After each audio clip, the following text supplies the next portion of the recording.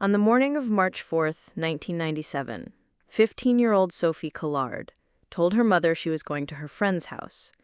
She took a bus into the town center, bought a coffee she didn't finish, and was last seen on CCTV walking toward the train station at 11:18 a.m. She never boarded a train. She never arrived at her friend's house.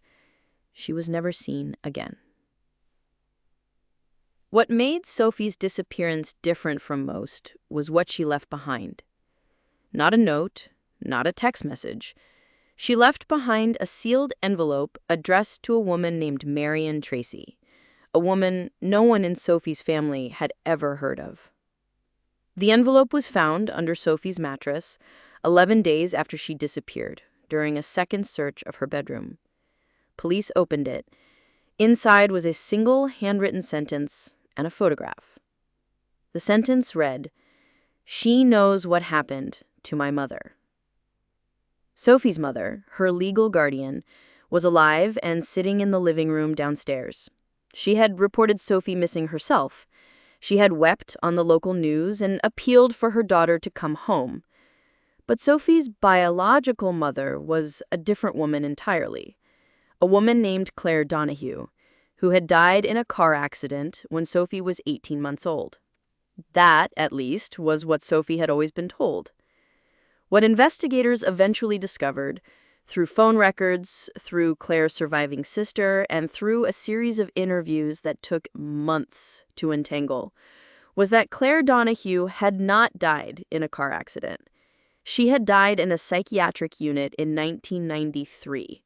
Not in 1984 when Sophie was a baby, not at all the way the family had described.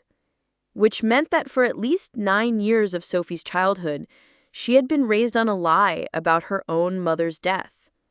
And somewhere between the ages of 12 and 15, Sophie had figured it out.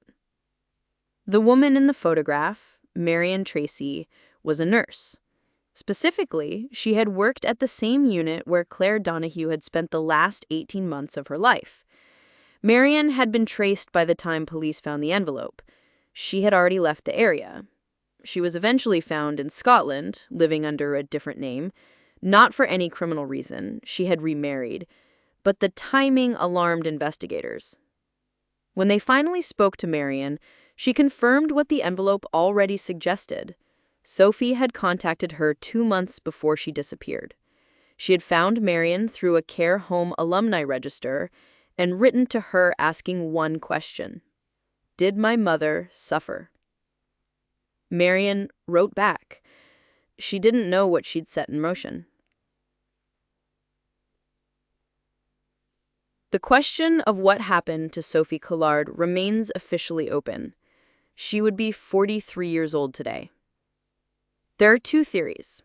The first is that she ran, that she discovered enough about her mother's death to understand she had been lied to for her entire childhood, and she chose to leave rather than confront the people who had done it.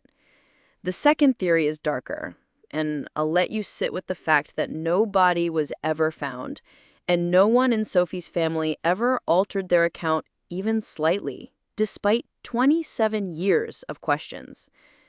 What I keep coming back to is the envelope. She hid it under her mattress deliberately. She addressed it to a woman she'd only ever written to once. She wasn't leaving a clue. She was leaving a record, in case she couldn't tell anyone herself.